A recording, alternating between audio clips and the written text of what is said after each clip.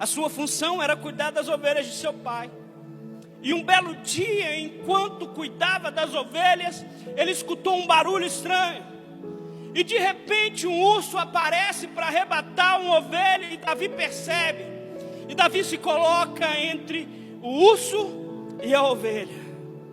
Davi se coloca ali naquela posição, e o urso ataca e Davi o mata.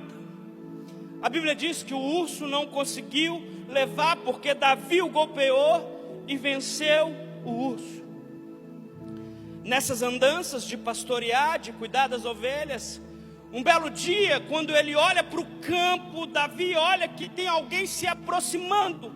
Davi vê ao longe que alguém está correndo em sua direção, e quando chega mais perto, Davi percebe que era seu irmão.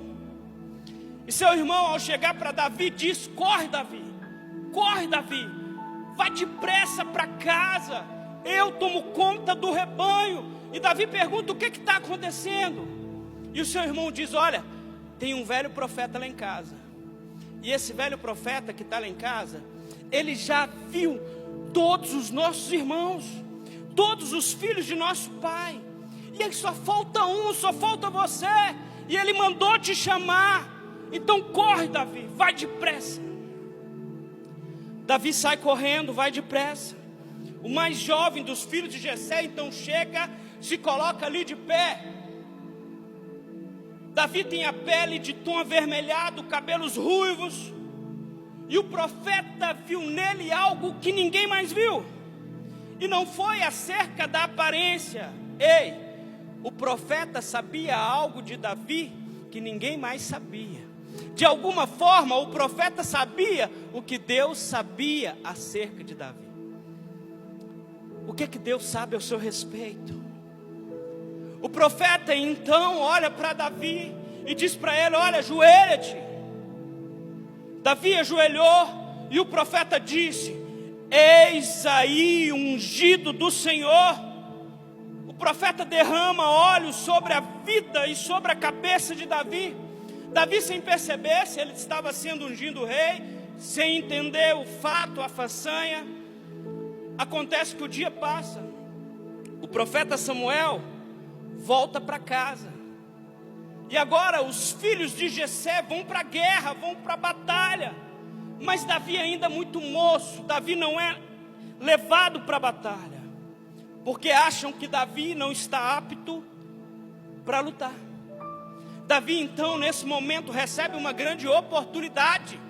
Davi deixa de ser aquele que pastoreava o rebanho de ovelha, e agora ele é promovido a garçom. Davi agora tem um novo compromisso, uma nova incumbência. Ele tinha que levar comida para os seus irmãos no campo de batalha. Em uma dessas visitas ao campo de batalha, ele acaba tendo de matar um outro urso, mas agora um urso que carregava o nome de Golias. E finalmente, não sendo rei, mas por causa dos seus feitos, Davi se torna conhecido. As pessoas começam a falar sobre o nome de Davi, porque Davi matou um gigante, Davi matou Golias, e Davi começa a ser conhecido. E por causa dos feitos de Davi, Davi então agora é levado para o palácio e colocado naquele palácio, não como rei, mas para servir o rei. Deus não tinha, mas Deus desejava muito possuir um homem que pudesse viver em meio ao sofrimento. O que Deus de fato queria era usar um vaso quebrado, porque Deus é aquele que pega o vaso, quebra e faz de novo. Deus é aquele, Ele é o olheiro, Ele é aquele que tem condição de mudar a composição de um vaso. O olheiro pode mudar o vaso e fazer de acordo com o que Ele quer. O que muitos de nós não sabem é que Deus possui uma pequena universidade, e nessa pequena universidade poucos são matriculados, e muito menor ainda o número de formandos que sai de lá, porque as pessoas não querem se comprometer com a agenda que Deus tem. Mas esse texto que nós lemos diz: de repente Saul arremessa a lança em Davi. que a gente faz quando a gente é ofendido? O que fazer quando alguém nos ofende? O que fazer com aquilo que fizeram com você? O que fazer quando alguém te ofende? E a resposta a essas perguntas diz muito sobre aonde você está, sobre aonde você vai chegar, sobre a condição e o posicionamento do seu coração. Quantos de nós não paramos quando ficamos ofendidos? Arremessaram a lança contra Davi. Arremessaram a lança contra Davi. A questão não é o que fizeram com Davi, mas o que Davi vai fazer com isso? E tem muita gente aqui nessa noite parado porque foi ofendido. Tem muitos de nós parados, carregando ofensas, carregando pessoas.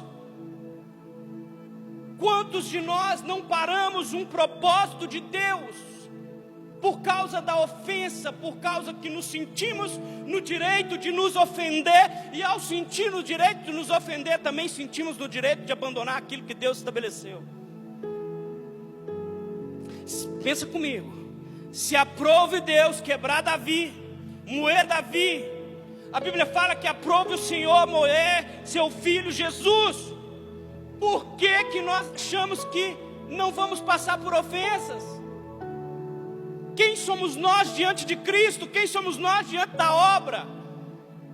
O problema é que a gente passa por situação, e a gente acha que Jesus está, nossa, tadinho, meu menino não está, se ofendeu. Jesus está nem aí para isso não, filhão. Bora caminhar. Há um propósito muito maior do que Deus. Deus importa com pessoas. Pessoas são importantes para Deus, mas mais importante do que pessoas é o propósito que Deus estabeleceu para se cumprir. Se você se ofendeu e parar, Deus vai levantar outro para continuar caminhando. Mas se você decidir, eu quero caminhar, a ofensa não vai me parar, a ofensa não pode me parar. Talvez você entrou aqui nessa noite e você está, a igreja me feriu, pastor.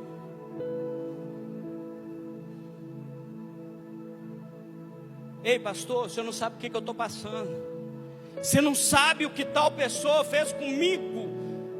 Então vamos lá. Você já pensou se Jesus virasse para Deus e falasse: olha Deus, esse negócio de descer para a terra, ficar com esse povo aí, beleza, eu até topo, mas esse negócio de cruz aí, o senhor pega pesado, cara, não dá para mim não. Você já pensou se Jesus se ofendesse com a cruz? Se a cruz fosse uma ofensa para Jesus? Tem tanto cristão aqui nessa noite que congrega, que aparece no culto, que lê Bíblia, só não conhece o perdão, só não conhece como continuar caminhando, só não conhece coisas acerca de Deus. E toda vez que nós permitimos que a nossa ofensa seja maior do que aquilo que Deus quer fazer sobre nós, a gente vai parar. A gente vai parar porque nós olhamos para a ofensa e falamos: olha, a ofensa é maior do que aquilo que Deus tem.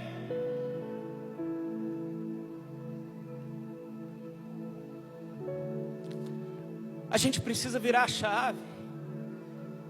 Nós temos perdido a capacidade de ser sal da terra, de ser luz do mundo. Quando a palavra diz: olha, o sal já não salga mais, o sal se tornou insípido, perdeu o sabor, porque aquilo que era para ser não é mais, aquilo que era para salgar não salga mais, porque me ofendi e eu parei. Talvez a sua ofensa é com seu pai, a sua ofensa é com sua mãe, talvez a sua ofensa é com a igreja, talvez a sua ofensa é com Deus. E nessa caminhada nossa cristã, a gente vive algo muito ruim do nosso tempo. É que as pessoas, quando olham para a igreja, quando olham para o propósito, quando olham para aquilo que Deus estabeleceu, as pessoas olham para alguém e elas decidem caminhar com esse alguém por causa daquilo que ele carrega em Cristo, Talvez você chegou aqui na igreja e decide caminhar e fazer parte dessa igreja, porque você percebe que há algo de Deus sobre esse lugar, e você entende que Deus está fazendo algo, mas vai chegar um ponto que você vai se deparar com a minha humanidade, com a humanidade dos meus irmãos, que você vai se deparar com o nosso eu caído. E aí você vai parar também? E aí você vai sair desse lugar e vai procurar um outro. Ei, não tem igreja perfeita, não tem família perfeita. O único perfeito que teve na terra foi Cristo Jesus. A gente quer caminhar com as pessoas por causa daquilo que a gente vê de Deus nela. O problema é que a gente consegue lidar com a coisa com aquilo que ela carrega sobre Deus, mas nós não conseguimos lidar com a humanidade dela caída. A gente tem dificuldade de se relacionar. A gente tem dificuldade de lidar com as pessoas.